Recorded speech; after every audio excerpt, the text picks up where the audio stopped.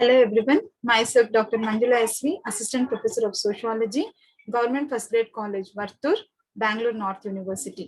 Today, I am discussing the paper titled Current Social Problems of India for final year BA students who are studying it 6th semester. Session number is 18, Chapter 3, Violence Against Women. Topic for today's session is to know the introduction, meaning and definition of violence and also violence against women. ಭಾರತದ ಪ್ರಚಲಿತ ಸಾಮಾಜಿಕ ಸಮಸ್ಯೆಗಳು ಅಧ್ಯಾಯ 3 ಮಹಿಳೆಯರ ವಿರುದ್ಧ ಹಿಂಸೆ. Objectives of this session is to know the meaning and definitions of violence, to know the meaning and definitions of violence against women. ಈ ಸೆಷನ್ನ ಉದ್ದೇಶಗಳು ಹಿಂಸೆಯ ಅರ್ಥ ಮತ್ತು ವ್ಯಾಖ್ಯೆಗಳನ್ನು ತಿಳಿದುಕೊಳ್ಳುವುದು, ಮಹಿಳೆಯರ ವಿರುದ್ಧದ ಹಿಂಸೆಯ ಅರ್ಥ ಮತ್ತು ವ್ಯಾಖ್ಯಾನಗಳನ್ನು ತಿಳಿದುಕೊಳ್ಳುವುದು.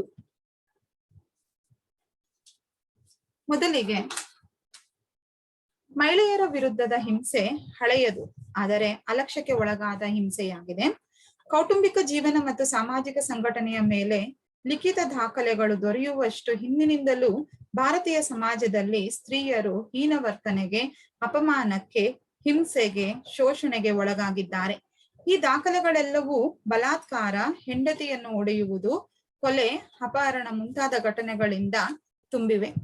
ಮಹಿಳೆಯರನ್ನು ನಿರಂತರವಾಗಿ ನಿರ್ದಾಕ್ಷಿಣ್ಯವಾಗಿ ಶೋಷಣೆಗೆ ಒಳಪಡಿಸಿದ್ದರೂ ಈ ಘಟನೆಗಳು ವಿದ್ಯಾವಂತರನ್ನು, ನ್ಯಾಯಾಧೀಶರನ್ನು, ಸಮಾಜ ವಿಜ್ಞಾನಿಗಳನ್ನು ಆಕರ್ಷಿಸುವಲ್ಲಿ ಸೋತಿವೆ. ಸಮಸ್ಯೆಯ ತೀವ್ರತೆಯ ಬಗ್ಗೆ ಸಾಕಷ್ಟು ಅರಿವಿಲ್ಲದ ಕಾರಣ ಸಾಮಾನ್ಯವಾಗಿ ಸ್ತ್ರೀಯರ ಮೇಲೆ ಪುರುಷರಿಗಿಂತ ಶ್ರೇಷ್ಠತೆಯ ಕಾರಣದಿಂದಾಗಿ ಸ್ತ್ರೀಯರ ಮೇಲಿನ ದೌರ್ಜನ್ಯವೆಂದೇ ಪರಿಗಣಿಸದೇ ಇರುವುದು ಅಥವಾ ದೌರ್ಜನ್ಯಕ್ಕೆ ಒಳಗಾದ ಸ್ತ್ರೀಯೇ ಆ ಘಟನೆಯನ್ನು ನಿರಾಕರಿಸುವುದು ಇತ್ಯಾದಿಗಳಿಂದಾಗಿ ಈ ಸಮಸ್ಯೆಯ ಬಗ್ಗೆ ತಾತ್ಸಾರ ಅಥವಾ ಉದಾಸೀನ ಕಂಡುಬರುವುದು.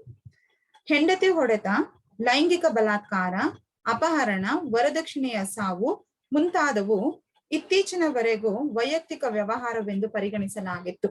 1960ರಿಂದೀಚೆಗೆ ಸ್ತ್ರೀಯರ ಮೇಲಿನ ದೌರ್ಜನ್ಯಕ್ಕೆ ವೈಯಕ್ತಿಕ ವ್ಯವಹಾರದ ಮಟ್ಟದಿಂದ ಸಾಮಾಜಿಕ ಸಮಸ್ಯೆಯ ಹಂತಕ್ಕೆ ಬದಲಾವಣೆಗೊಂಡಿದೆ. ಅಂದ್ರೆ 1960ಕ್ಕಿಂತಲೂ ಮುಂಚಿತವಾಗಿ ಮಹಿಳೆಯರ ಮೇಲೆ ನಡೆಯುವಂತಹ ದೌರ್ಜನ್ಯವು ಸಮಾಜದ ಬೆಳಕಿಗೆ ಕಂಡು ಬಂದಿರಲಿಲ್ಲ. ಇವು ಸಾಮಾಜಿಕ ಸಮಸ್ಯೆಗಳಾಗಿನೂ ಕೂಡ ಕಂಡು ಬಂದಿದೆ ಅನ್ನುವಂಥದ್ದು 1960ರಿಂದೀಚೆಗೆ. ಒಂದಲ್ಲ ಒಂದು ಸಲ ಕಿರುಕುಳಕ್ಕೆ, ಅಪಮಾನಕ್ಕೆ, ಶೋಷಣೆಗೆ, ದೌರ್ಜನ್ಯಕ್ಕೆ ಬಲಿಯಾಗಿರದ ಒಬ್ಬ ಮಹಿಳೆಯು ಕೂಡ ಕಂಡು ಬರುವುದಿಲ್ಲ. ಮಹಿಳೆಯರ ಬದುಕು ಒಂದು ತುದಿಯಲ್ಲಿ ಸಂತೋಷ, ಸುಖ, ಮತ್ತೊಂದೆಡೆ ಅಪಾಯ, ಭೀತಿ. ನಮ್ಮ ದಿನನಿತ್ಯದ ಜೀವನದಲ್ಲಿಯೇ ಮಹಿಳೆಯರನ್ನು ಕೇವಲ ಲೈಂಗಿಕ ಭೋಗದ ವಸ್ತುವನ್ನಾಗಿ ಪರಿಗಣಿಸುವುದಲ್ಲದೆ ಎಲ್ಲಾ ಗಂಡಸರು ಸಂಭಾವ್ಯ ಅಪಹರಣಕಾರರೋ, ಶೀಲಹರಣಕಾರರೋ, ಹೆಂಡತಿ ಹೊಡೆಯುವವರೋ ಅಥವಾ ಪತ್ನಿಯನ್ನು ಹಿಂಸಿಸುವವರೋ ಅಲ್ಲದಿದ್ದರೂ ಎಲ್ಲಾ ಹೆಂಗಸರು ಸಂಭಾವ್ಯ ಬಲಿಪಶುಗಳಾಗಿದ್ದಾರೆ. ಹೆಂಗಸರ ವಿರುದ್ಧದ ಹಿಂಸೆ ಆಕೆ ಹುಟ್ಟುವುದಕ್ಕಿಂತ ಮುಂಚೆಯೇ ಪ್ರಾರಂಭವಾಗುತ್ತದೆ. ಭ್ರೂಣ ರೂಪದಲ್ಲಿರುವ ಮಗು ಹೆಣ್ಣಾಗಿದ್ದರೆ ಮಹಿಳೆಯನ್ನು ಗರ್ಭಪಾತಕ್ಕೆ ಬಲಾತ್ಕರಿಸಲಾಗುತ್ತದೆ. ತಾಂತ್ರಿಕ ಪ್ರಗತಿಯಿಂದ ಗರ್ಭ ನಿಂತ 45 ದಿನಗಳಲ್ಲಿ ಭ್ರೂಣದ ಲಿಂಗವನ್ನು ನಾವು ತಿಳಿಯಬಹುದಾಗಿದೆ. ಮಗು ಬದುಕುಳಿದರೂ ಹೆಣ್ಣು ಮಗುವಿನ ಶೋಷಣೆ ಅವ್ಯಾಹತವಾಗಿದೆ. ಉದಾಹರಣೆಗೆ ಅಪಹರಣ, ಹೊತ್ತೊಯ್ಯುವಿಕೆ, ಲೈಂಗಿಕ ಬಲಾತ್ಕಾರ, ವರದಕ್ಷಿಣೆ ಇತ್ಯಾದಿ ಪ್ರಕಾರದ ಹಿಂಸೆಗೆ ಆಕೆ ಬಲಿಯಾಗಿದ್ದಾಳೆ. ಮಹಿಳೆಯರ ವಿರುದ್ಧದ ಹಿಂಸೆಗಳು 10 ಹಲವು ಮುಖಗಳು ಮತ್ತೆ 10 ಹಲವು ಕಾರಣಗಳನ್ನು ಹೊಂದಿವೆ. ಈ ಹಿನ್ನೆಲೆಯಲ್ಲಿ ನಾವು ಮಹಿಳೆಯರ ಮೇಲಿನ ದೌರ್ಜನ್ಯ ಭಾರತದಲ್ಲಿ ಹೊಸ ಸಮಸ್ಯೆ ಏನಲ್ಲ. ಅದರ ರೂಪ ಬದಲಾಗಿರ್ಬಹುದು, ಆದ್ರೆ ಸಮಸ್ಯೆಗಳು ಇದ್ದೇ ಇದೆ. ಭಾರತದಲ್ಲಿ ನಾವು ಸಾಮಾಜಿಕ ಸಂಘಟನೆ ಮತ್ತು ಕುಟುಂಬ ಜೀವನದ ದಾಖಲೆಗಳನ್ನು ಬರೆದಿರುವವರೆಗೂ ಮಹಿಳೆಯರು ಅವಮಾನ, ಚಿತ್ರಹಿಂಸೆ ಮತ್ತು ಶೋಷಣೆಗೆ ಬಲಿಯಾಗುತ್ತಿದ್ದಾರೆ. ಪುರುಷರ ಜೀವನಕ್ಕೆ ಮಹಿಳೆಯರನ್ನು ಕ್ರಮೇಣ ಮಹತ್ವದ, ಪ್ರಭಾವಶಾಲಿ ಮತ್ತು ಅರ್ಥಪೂರ್ಣ ಕೊಡುಗೆದಾರರು ಎಂದು ಗುರುತಿಸಲಾಗುತ್ತಿದೆ. ಆದಾಗ್ಯೂ ಕೆಲವು ದಶಕಗಳ ಹಿಂದೆ ಅವರ ಸ್ಥಿತಿ ಕರುಣಾಜನಕವಾಗಿದೆ. Violence against women is not a new problem in India. It has been an age-old problem.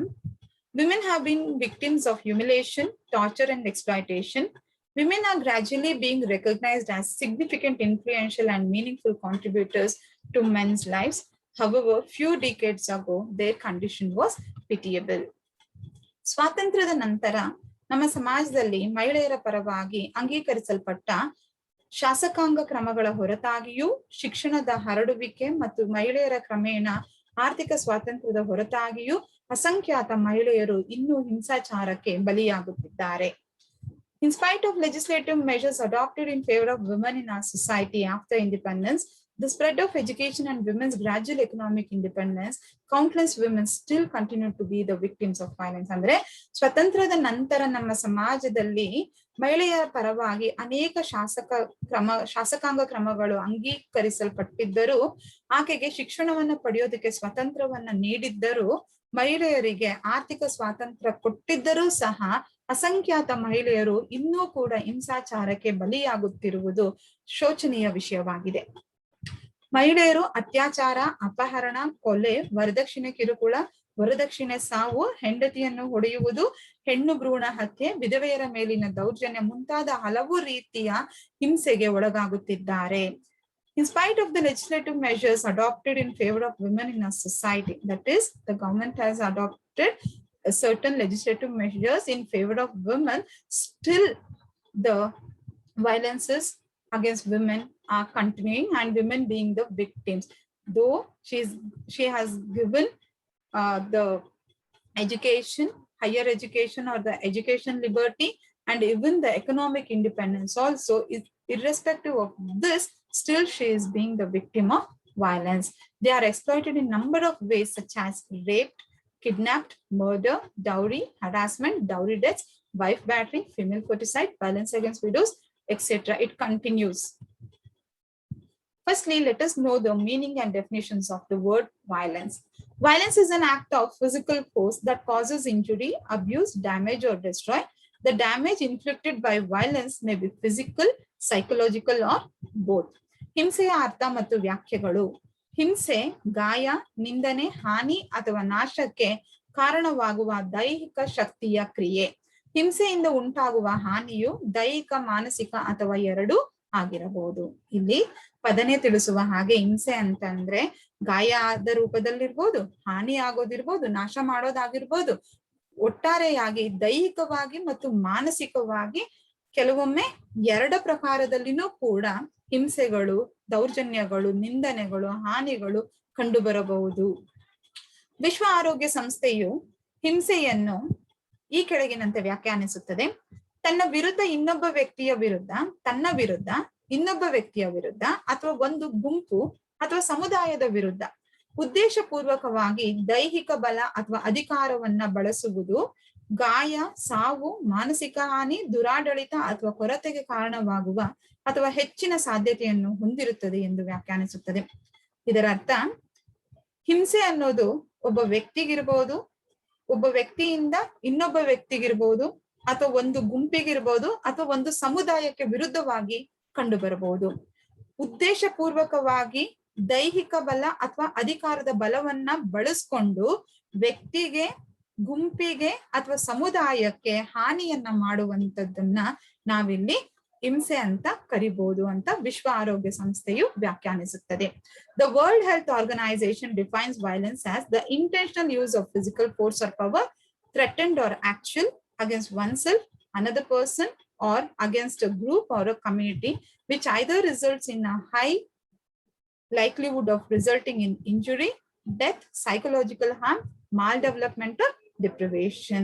This shows that the violence can be for an individual person or in a group, or it can be for the community, which results in threatening, or it can be in the form of damage, abuse, or the injury, or a physical harm, or a maldevelopment, or a deprivation.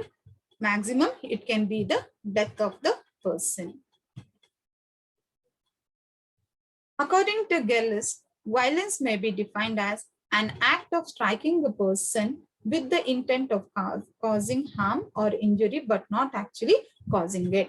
Gillis ಪ್ರಕಾರ ಹಿಂಸೆಯನ್ನು ಹಾನಿ ಅಥವಾ ಗಾಯವನ್ನು ಉಂಟು ಮಾಡುವ ಉದ್ದೇಶದಿಂದ ಒಬ್ಬ ವ್ಯಕ್ತಿಯನ್ನು ಹೊಡೆಯುವ ಕ್ರಿಯೆ, ಆದರೆ ವಾಸ್ತವವಾಗಿ ಅದಕ್ಕೆ ಕಾರಣವಾಗದ ಕ್ರಿಯೆ ಎಂದು ವ್ಯಾಖ್ಯಾನಿಸಬಹುದು. ಇಲ್ಲಿ ಹಿಂಸೆ ಅಂದ್ರೆ ಹಾನಿ ಆಗ್ಬೋದು, ಗಾಯವನ್ನು ಉಂಟು ಮಾಡ್ಬೋದು, ಆದ್ರೆ ಉದ್ದೇಶ ಒಡೆಯುವ ಕ್ರಿಯೆ ಆಗಿರುತ್ತದೆ. ಆದ್ರೆ ವಾಸ್ತವವಾಗಿ ಅದು ಕಾರಣವಾಗದೇನು ಇರ್ಬೋದಾದಂತ ಕ್ರಿಯೆ ಆಗಿರ್ಬೋದು. ಹೊಡಿಬಹುದು ಆದ್ರೆ ಗಾಯ ಆಗ್ದಿರ ಇರ್ಬೋದು, ಅದು ಕಣ್ಣಿಗೆ ಕಾಣದೇ ಇರ್ಬೋದು ಅನ್ನುವಂಥದ್ದನ್ನ ಇಲ್ಲಿ ತಿಳಿಸ್ತಾ ಇದ್ದಾರೆ. ಸ್ಟ್ರಾಸ್ ಅವರ ಪ್ರಕಾರ ಹಿಂಸೆ ಎಂದರೆ ಗಾಯಗೊಳಿಸುವ ಸಂಭಾವ್ಯತೆ ಹೆಚ್ಚಾಗಿರುವ ಕಾರ್ಯ. According to Strauss, violence is an act where there is the high potential of causing it. Straws ಅವರು ತಿಳಿಸುವ ಹಾಗೆ ಹಿಂಸೆ ಅಂದ್ರೆ ಗಾಯಗೊಳಿಸುವ ಸಂಭಾವ್ಯತೆ ಹೆಚ್ಚಾಗಿರುವ ಕಾರ್ಯ.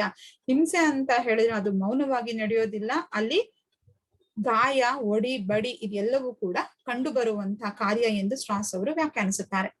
ಮಾರ್ಗ್ರೆಟ್ ರವರು ಹಿಂಸೆಯನ್ನು ವ್ಯಕ್ತಿ ಅಥವಾ ಆಸ್ತಿಗೆ ಅನುಮತಿ ಇಲ್ಲದ ಹಾನಿ ಎಂದು ವ್ಯಾಖ್ಯಾನಿಸಿದ್ದಾರೆ. ಅಂದ್ರೆ ಇಲ್ಲಿ ವ್ಯಕ್ತಿಗಾಗಿರ್ಬೋದು ಅಥವಾ ಆಸ್ತಿಗಾಗಿರ್ಬೋದು ಹಾನಿಯನ್ನ ಉಂಟು ಮಾಡುವುದು. ಇಲ್ಲಿ ಹಾನಿಯನ್ನ ಉಂಟು ಮಾಡುದಂತ ಹೇಳಿದ್ರೆ ಅನುಮತಿ ಇಲ್ಲದ ಹಾನಿ. ಯಾವ ವ್ಯಕ್ತಿಗೆ ಅಥವಾ ಆಸ್ತಿಗೆ ಅನುಮತಿಯನ್ನ ಪಡ್ಕೊಂಡು ತೊಂದರೆಯನ್ನ ಉಂಟು ಮಾಡೋದಲ್ಲ, ಅನುಮತಿ ಇಲ್ಲದೇನೆ ಹಾನಿಯನ್ನ ಉಂಟು ಮಾಡುವುದನ್ನ ಹಿಂಸೆ ಎಂದು ವ್ಯಾಖ್ಯಾನಿಸಿದ್ದಾರೆ.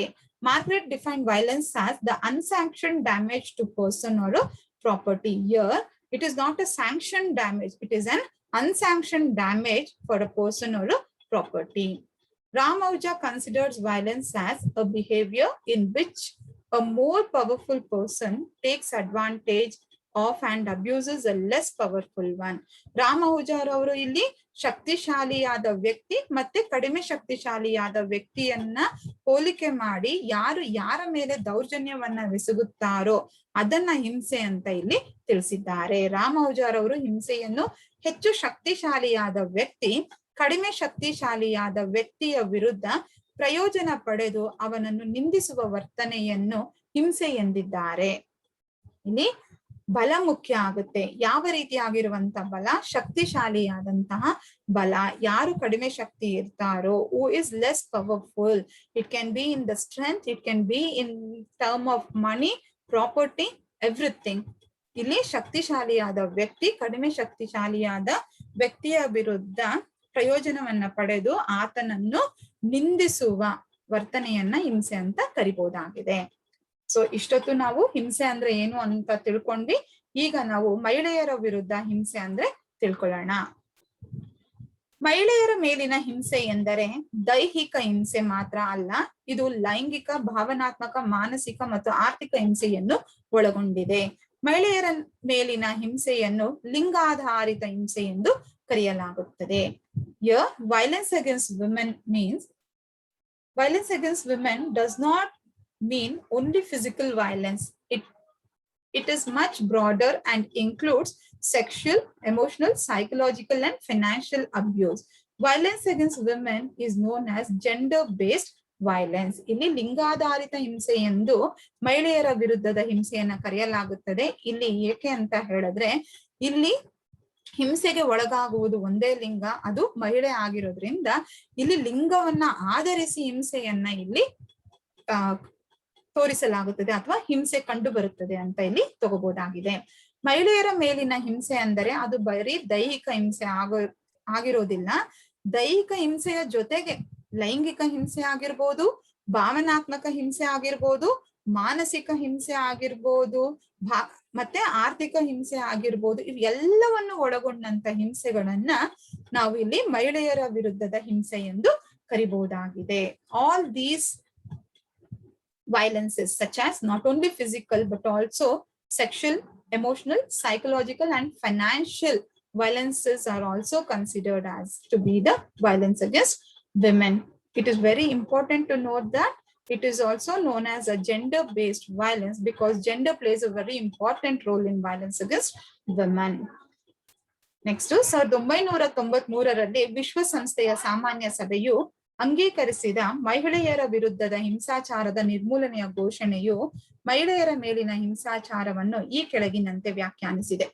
ಸಾರ್ವಜನಿಕ ಅಥವಾ ಖಾಸಗಿ ಜೀವನದಲ್ಲಿ ಸಂಭವಿಸಲಿ ಅಂತಹ ಕೃತ್ಯಗಳ ಬೆದರಿಕೆಗಳು, ಬಲಾತ್ಕಾರ ಅಥವಾ ಅನಿಯಂತ್ರಿತ ಸ್ವಾತಂತ್ರ್ಯದ ಹರಣ ಸೇರಿದಂತೆ ಮಹಿಳೆಯರಿಗೆ ದೈಹಿಕ, ಲೈಂಗಿಕ ಅಥವಾ ಮಾನಸಿಕ ಹಾನಿ ಅಥವಾ ಯಾತನೆಗೆ ಕಾರಣವಾಗುವ ಅಥವಾ ಉಂಟು ಮಾಡುವ ಯಾವುದೇ ಲಿಂಗಾಧಾರಿತ ಹಿಂಸೆಯ ಕೃತ್ಯವನ್ನ ಹಿಂಸೆ ಎಂದು ವ್ಯಾಖ್ಯಾನಿಸುತ್ತದೆ.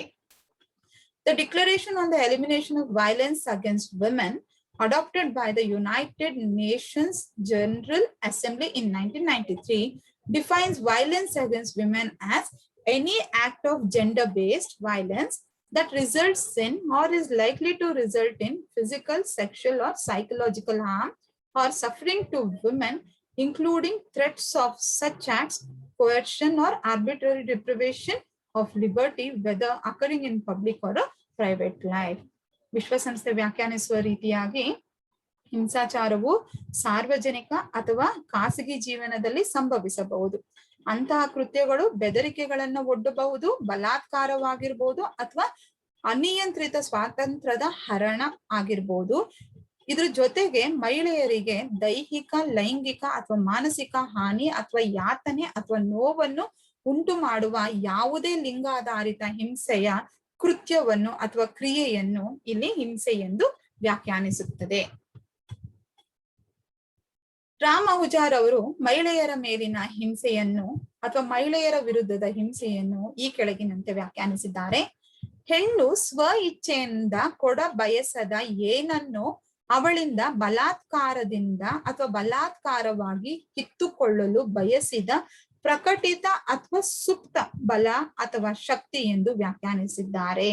ರಾಮ್ ಅಹುಜಾರ್ defines violence against women as force used, whether overt or covert, in order to wrest from the woman something that she does not want to give for her own free will.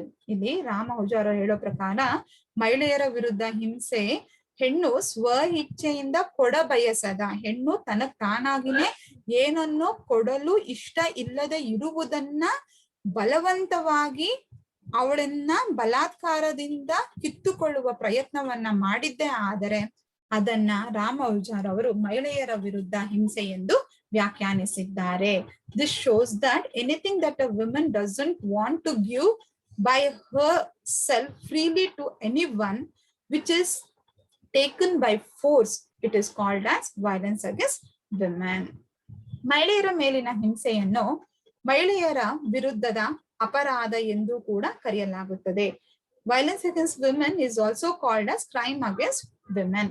ನಿರ್ದಿಷ್ಟವಾಗಿ ಮಹಿಳೆಯರ ವಿರುದ್ಧ ನಿರ್ದೇಶಿತವಾದ ಮತ್ತು ಮಹಿಳೆಯರು ಮಾತ್ರ ಬಲಿಪಶುಗಳಾಗಿರುವ ಅಪರಾಧಗಳನ್ನು ಮಹಿಳೆಯರ ವಿರುದ್ಧದ ಅಪರಾಧಗಳು ಎಂದು ನಿರೂಪಿಸಲಾಗಿದೆ. Crimes which are directed specifically against women and in which only women are the victims are characterized as crimes against women. ಇಲ್ಲಿ ಕ್ರೈಮ್ಸ್ ಗಳು ಅಥವಾ ಅಪರಾಧಗಳು ಸಮಾಜದ ಯಾವ ವ್ಯಕ್ತಿಯ ಮೇಲೆ ಬೇಕಾದ್ರೂ ನಡಿಬಹುದು.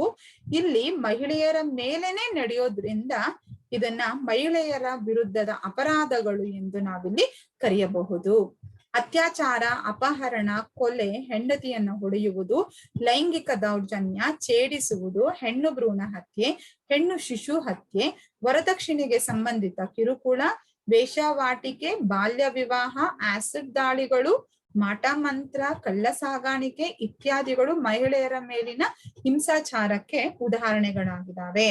Crimes against women includes rape, kidnapping, murder, wife battering, sexual abuse, eve teasing, female feticide, female infanticide, dowry related harassments, dowry deaths, prostitution, child marriage, bigamy, acid attacks, witchcraft, trafficking, etc. are the examples of violence against women. ದೆಹಲಿಯ police ಸಂಶೋಧನಾ bureau 2 ವಿಭಾಗಗಳ ಅಡಿಯಲ್ಲಿ ಮಹಿಳೆಯರ ವಿರುದ್ಧದ ಅಪರಾಧಗಳನ್ನ ಉಲ್ಲೇಖಿಸಿದೆ. The Police Research Bureau of Delhi has referred to crime against women under 2 categories. Here, the Police Research Bureau has identified 2 categories which can be put the crimes of against women. First one, crime under the Indian Penal Code, which is called as IPC section. Crimes under special and local laws. ಮೊದಲನೇದು ಭಾರತೀಯ ದಂಡ ಸಂಹಿತೆಯ ಅಡಿಯಲ್ಲಿ ಅಪರಾಧ ಮತ್ತು ಎರಡನೇದು ಸ್ಥಳೀಯ ಮತ್ತು ವಿಶೇಷ ಕಾನೂನುಗಳ ಅಡಿಯಲ್ಲಿ ಕಂಡುಬರುವ ಅಪರಾಧಗಳು. ಬ್ಯೂರೋ ಮೊದಲ ವರ್ಗದಲ್ಲಿ 7 ಅಪರಾಧಗಳನ್ನು ಮತ್ತು ಎರಡನೇ ವರ್ಗದ ಅಪರಾಧಗಳಲ್ಲಿ 4 ಅಪರಾಧಗಳನ್ನು ಗುರುತಿಸಿದೆ. The Bureau has identified 7 crimes in the first category and 4 in the second category of crimes. ಇಲ್ಲಿ IPC ದು full form Indian penal code, SLL ದು full form special local laws. This table shows that Police Research Bureau of Delhi has categorized the crimes under IPC and crimes under SLL. Here the 7 crimes are rape, kidnapping and abduction, homicide for dowry, torture both physical and mental, molestation, eve-teasing, importation of girls up to 21 years of age. ಇಲ್ಲಿ IPC section ಅಡಿಯಲ್ಲಿ ಕಂಡುಬರುವ 7 ಅಪರಾಧಗಳನ್ನ ಹೀಗೆ ಪಟ್ಟಿ ಮಾಡಿದೆ. ಮೊದಲನೇದು ಅತ್ಯಾಚಾರ, ಎರಡನೇದು ಅಪಹರಣ ಮತ್ತು ಹೊತ್ತೊಯ್ಯುವಿಕೆ, ಮೂರನೇದು ವರದಕ್ಷಿಣೆ ಸಾವು ಅಥವಾ ವರದಕ್ಷಿಣೆ ಹತ್ಯೆ, ನಾಲ್ಕನೇದು ಚಿತ್ರಹಿಂಸೆ. ಈ ಚಿತ್ರಹಿಂಸೆ ದೈಹಿಕವಾಗಿರ್ಬೋದು ಅಥವಾ ಮಾನಸಿಕವಾಗಿರ್ಬೋದು. ನೆಕ್ಸ್ಟ್ ಕಿರುಕುಳ ಅಥವಾ ಕಿರುಕುಳ ನೀಡುವುದು. ನೆಕ್ಸ್ಟ್ ಛೇಡಿಸುವುದು ಅಥವಾ ಚುಡಾಯಿಸುವುದು. ನೆಕ್ಸ್ಟ್ 21 ವರ್ಷದವರೆಗಿನ ಹುಡುಗಿಯರ ಆಮದನ್ನ ಮಾಡ್ಕೊಳ್ಳುವಂಥದ್ದು. ನೆಕ್ಸ್ಟ್ ಇಲ್ಲಿ ಕ್ರೈಮ್ಸ್ ಅಂಡರ್ SLL, ಸ್ಥಳೀಯ ಮತ್ತು ವಿಶೇಷ ಕಾನೂನುಗಳ ಅಡಿಯಲ್ಲಿ ಅಪರಾಧಗಳು. ಇಲ್ಲಿ 4 ಪಟ್ಟಿ ಮಾಡಿದೆ. ಮೊದಲನೇದು ಸತಿ, ಎರಡನೇದು ವರದಕ್ಷಿಣೆ ನಿಷೇಧ, ಮೂರನೇದು ಅನೈತಿಕ ವ್ಯವಹಾರ, ನಾಲ್ಕನೇದು ಮಹಿಳೆಯರ ಅಸಭ್ಯ ಪ್ರಾತಿನಿಧ್ಯ. Crimes under SSL, that is special and local laws, are sati, dowry prohibition, immoral traffic, indecent representation of women. ಈ ರೀತಿಯಾಗಿ ಪೊಲೀಸ್ ರಿಸರ್ಚ್ ಬ್ಯೂರೋ ದೆಹಲಿ ಇಲ್ಲಿ ಅಪರಾಧಗಳನ್ನ, ಕ್ರೈಮ್ಸ್ ಅಂದ್ರೆ ಮಹಿಳೆಯರ ವಿರುದ್ಧ ನಡೆಯುವ ಅಪರಾಧಗಳನ್ನ, ಕ್ರೈಮ್ಸ್ ಗಳನ್ನ ಈ ರೀತಿಯಾಗಿ ಪಟ್ಟಿ ಮಾಡಿದೆ. ಓಕೆ, ನಾವು ಇಷ್ಟೊತ್ತು ಈ ಸೆಷನ್ ನಲ್ಲಿ ತಿಳ್ಕೊಂಡಂತ ವಿಷಯಗಳ ಪುನರಾವರ್ತನೆಯನ್ನ ಮಾಡೋಣ.